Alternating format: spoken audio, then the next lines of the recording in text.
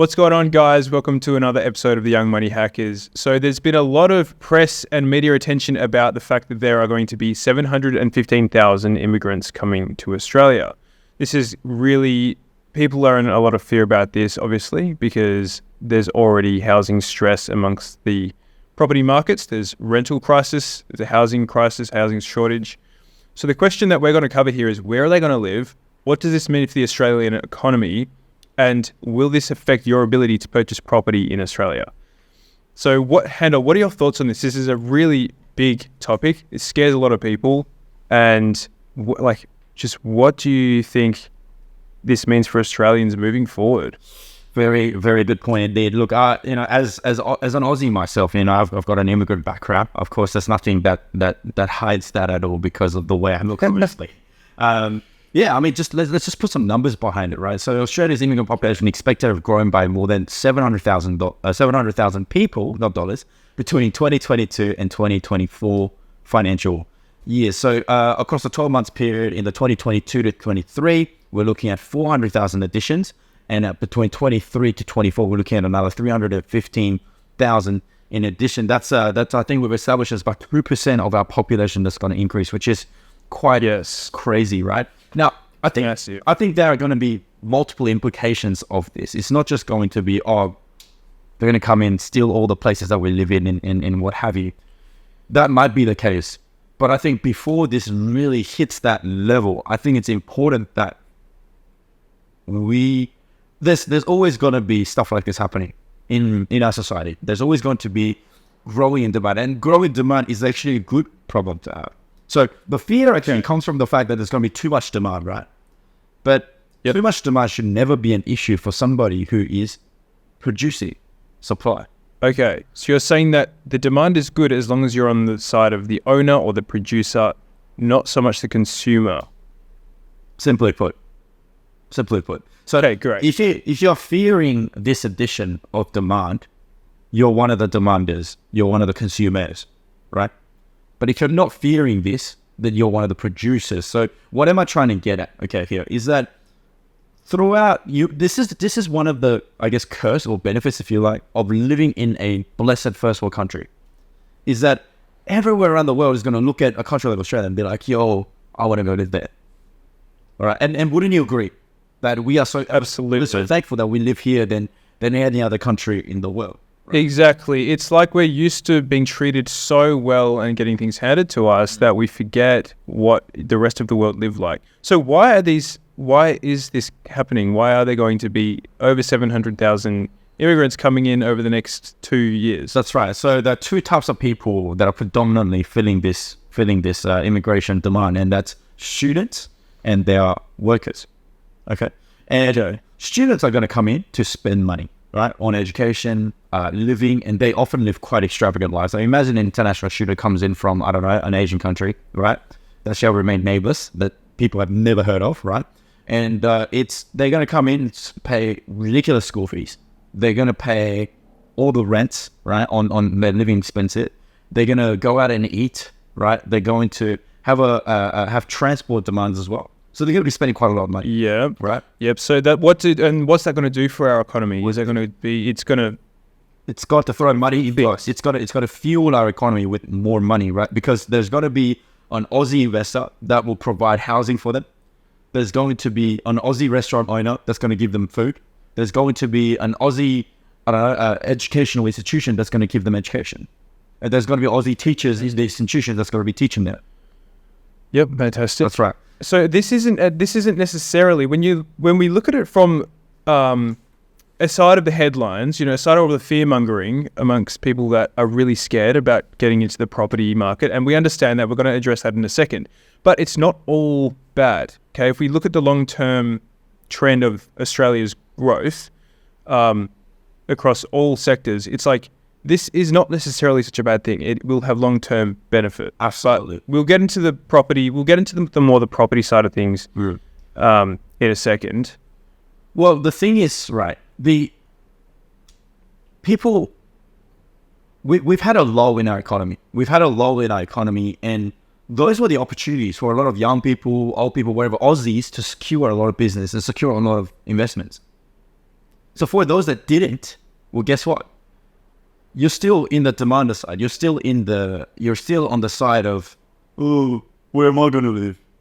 Right. Yeah, okay. So it's like you're a producer or you're a consumer. Exactly. And if you are someone who's an owner or a producer, you will often come out on top in times like this. Exactly. There's opportunity before that growth. Exactly. Right. And so right now, we're about to experience the heyday of Australia with all this extra demand coming in, which is good. And you know what? That's how Australia rewards hardworking Australian population, which, let's be honest, is few and far in between. Because smaller portion of the economy is going to be the one that actually generates and produces, right? And the whole point of our podcast and the ethos of what we're preaching here is for people to become productive. It's for people to be 100% generative rather than just go out and consuming, right? Because if we don't, then there's going to be other people that are going to come in and be productive for us. Exactly right. And we will just have to consume. That's it. So as young people, we have a choice. Are we just going to sit and scroll and consume everything? And every time you're consuming something, right? Yeah, it feels good. But does it have any long-term benefits? Is a really important question. So if it isn't now, then when? Are you going to then start thinking about, right, becoming an investor that you're going to sow into your own economy? Okay, so this brings us onto the property prediction, because it's all well and good for us to be like, just become an investor. But like for people that are struggling to, or they're worried about even being able to get into a property, what would you say to those people? Maybe they do have they are working hard, you know, they already have a bit of serviceability behind them, a bit of cash, they're looking to invest.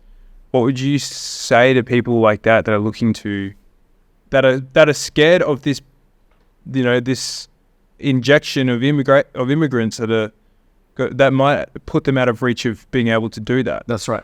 The thing is this, property has always been out of reach for young people all throughout the generation.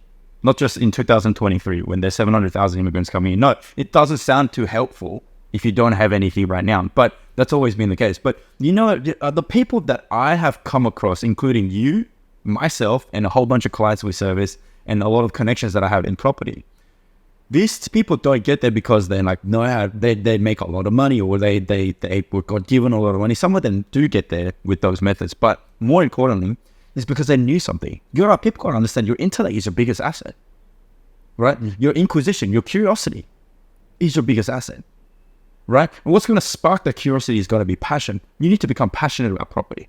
How do you become passionate about property? You got to get around people who are passionate about property, right? Which is part of the reason why you guys listen to our podcast, is that you want to be listening to two young blokes who live in Australia, who have it just as hard as you guys do, right? Who is so passionate about property. And that's part of the reason why you listen to podcasts, so you can feed off of that passion. What I'm trying to say is sow into your intelligence. Here's the thing. People say, no, I can't buy property. And I want to know why they think that, right? Because I think that's because there's always opportunity, right? It's like, yes, they might not be able to buy the $1 million property. No, that's fine. Like we're not saying that you need to be able to do that. And a lot of suburbs, especially in places like Sydney, you know, are extremely ridiculously unaffordable. And if we have a budget of $300,000-$500,000, there are still properties that you can buy. Yeah. And you know, there are still so many options for you. Absolutely. And even if my thoughts on this is that if you get into these now, or if you can do this as soon as possible, it's only going to put you in a better position for when this 2% population growth does take place. Exactly. And so, you know what, man? Let me tell you a story. Like when I bought my first property. Well, really quick, guys. Property investing can feel like an extremely overwhelming process because it's the biggest financial decision most of us will ever make. That's why we've developed these property investing calculators that are extremely easy to use. All you have to do is put in your numbers and it will tell you if your property investment is profitable or not. But that's not all. We also have a mentorship experience. And that's right. We want to share with you all the juicy details through Young Money Academy, where you can learn step by step on how you can see yourself through to that end goal where you're profitable on all your property investments. We also have free resources available, so check them all out at youngmoneyhackers.com. Now back to the podcast. When I bought my first property, the financial situation I was in, okay, both in savings and the cash flow that I had and the living arrangements that I was under, was much worse than some of the people that didn't buy property then. that were complaining that they couldn't buy property. Does that make sense? So you have to know at what stage are you able to buy property, and it might not be where you think it is, or it might not be as unachievable as you think it is. Which is why you need to talk to people who have more property with less, and go, okay, well then how are you able to do it, right? You have to get around that knowledge. So people conclude that they can't buy property or they can't invest in a property, right? But the thing is, well, what is a property, first of all? What is a property that they got? Because like you said, like there's $300,000, $400,000 properties that you can get into, whilst Sydney is becoming like $4, $5, $6 million a property for no reason, right? Well, you have to know why that could be a viable investment for you as well. So if you had bought something that was $300,000 merely 2-3 years ago, that would have been worth so much more right now, and you would have been in a much higher net asset value. We were talking to one of our clients the other day, and they had bought something for $550,000 that's now worth $850,000 right now. Right, exactly. And they just bought like a regular home, back in 2019, 2018, right? And with the extra $300,000 plus worth of equity that they've got sitting there, for them, $1 million house is not out of reach. With a combined income of slightly over six figures, which is totally doable with enough serviceability and no dependence. Like that's because they have taken action as well. So yeah, they were just interested in it enough to want to take that risk. Exactly right. And the thing is, what risk? Like a property is one of the most risk-free investments I feel. Have you ever seen a graph that smooth that goes right to the top right-hand corner, just goes straight right up there, which is amazing. So it is true. When you look at the trends over the last 25, I did this the other day. I looked at the 25-year trend of property, and it did fluctuate, but it rarely did it dip below like a 5% drawdown, which is amazing. But so we've established that it will make things, it's going to impact the market. There's no question. Exactly.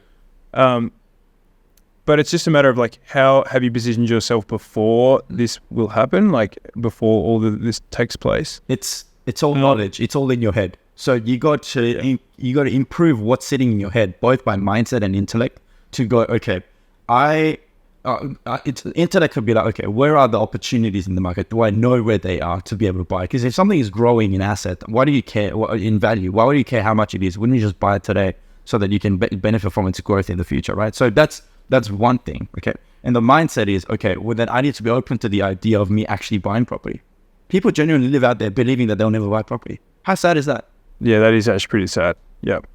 It's just a lack of perspective, which is not their fault. They might not have had the inspiration or the education that we did. But they can change that. I mean, they may not even realize that that's there. So they can choose to become interested and then look on the other side of the curtain. Exactly.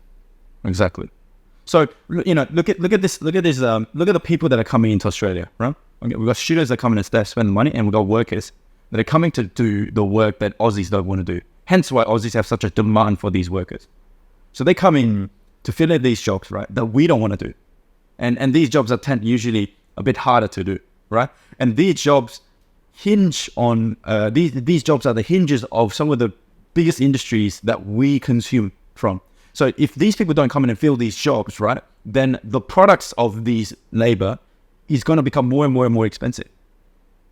But by filling the demand of these workers, that's going to become a bit more sustainable, right? So in actual fact, the fact that these lefty articles are going to write about how this is a much fear, right, should be alarm bells of, wow, this is a really good opportunity for Aussies that are half smart. That is usually how it goes. Like the more fear you see in the headlines, the more the opportunity usually is. Absolutely. So your choice. That's a general trend. That's right. And so your choice is, are you going to become half smart or are you going to just live in fear? I'm sorry, I don't know how I could have said that any better. Seriously, are you going to just continue to live in fear or are you going to become smart? That's it. Because harsh truths. Exactly. Harsh truths with the young money hackers. They are. We're not. Yeah, it's true though. Exactly. And like the people that I know that have made it in real estate, all right? No disrespect to them, right? Not the smartest people I've ever met. Notice how I said half smart, right? They just have to know the right things so that they can capitalize on the opportunities. Just identify them. And that's what intelligence. We're so brainwashed to think that intelligence is integral calculus in year 12 mathematics in high school. Yeah, true. We're so designed to think that only, intelligence is literally just 3 jobs: engineer, doctor, and a lawyer, right? That's what we think. But whereas I know people like that might know those things, but they slave their life away. Not so bad though, because they still get paid bank, right? But that's not what it is all about. It's just there are easier bits of intelligence out there that once you unlock it could actually get you into a better place. And that's why if you look at the schooling system, it's designed by what I would call investors and producers, right? So that they can create economic units. It's a cookie cutter that they want people to come out on a cookie on a mill to go, okay, you get right of the mill workers to come out and work within their factories. That's what they're producing. That's what school is, right? But with the wake of the internet and Spotify and YouTube and podcasts and Young Money Hackers, people are unlocking new information that's going to break them out of that cycle. There's a new economy anyway. Like there's the creator economy is the new renaissance of like career path. But on information, people. Yeah, exactly right. Information arbitrage is huge. I mean, you think about everything you learn in school. This is a bit off topic, by the way, but that's fine. That's right. Bit of a tangent, but it's like the education system will turn you into a fantastic employee, but they will never show you that there's other options for you if you want. The creator economy is one example of that. Becoming an investor is definitely a long-term goal, but that's what we're here to help you get started with. Anything you learn outside of school will result in money that you cannot earn, that you cannot make within a job. I think I butchered that sentence, but it's something along the lines of, it's true though. It's like things you learn outside of school will result in money that you will be able to make outside of a job. Exactly right. But anyway, so if we summarize all this. Actually, there's one thing I want to add to that actually. Speaking of creator economy, you and I are creators, right? Yeah. Let's share with our listeners our story. Okay. I don't know about you, Charlie, but I was scrolling through Facebook and Instagram, and I'm going, I'm the guy that watches all these videos and photos, and I'm going, what are the people on the other side of this phone thinking? Why are they doing it? And I just had to discover it. Curiosity is a beautiful thing. The problem with the internet, right? Okay, I sound 1,000 years old when I say that, but the problem with the internet is that it gives you any information you want, right? To the point of like the information that you couldn't ask your parents, right? So maybe something to do with sex even. You can just ask that on the internet and then boom, there it is. Information is so available at your fingertips. Yeah. There's information overload. Yeah, exactly. So people are no longer curious. They go, okay, well, why are people doing this and whatever? Like, they're no longer curious about anything. But for me, just being told the information is not enough. I'm curious to the point of me needing to experience it myself. I've always been that kind of person. And you know what, Charlie? I see that in YouTube, bro. Seriously. And maybe that's why you and I were sick and tired of just scrolling.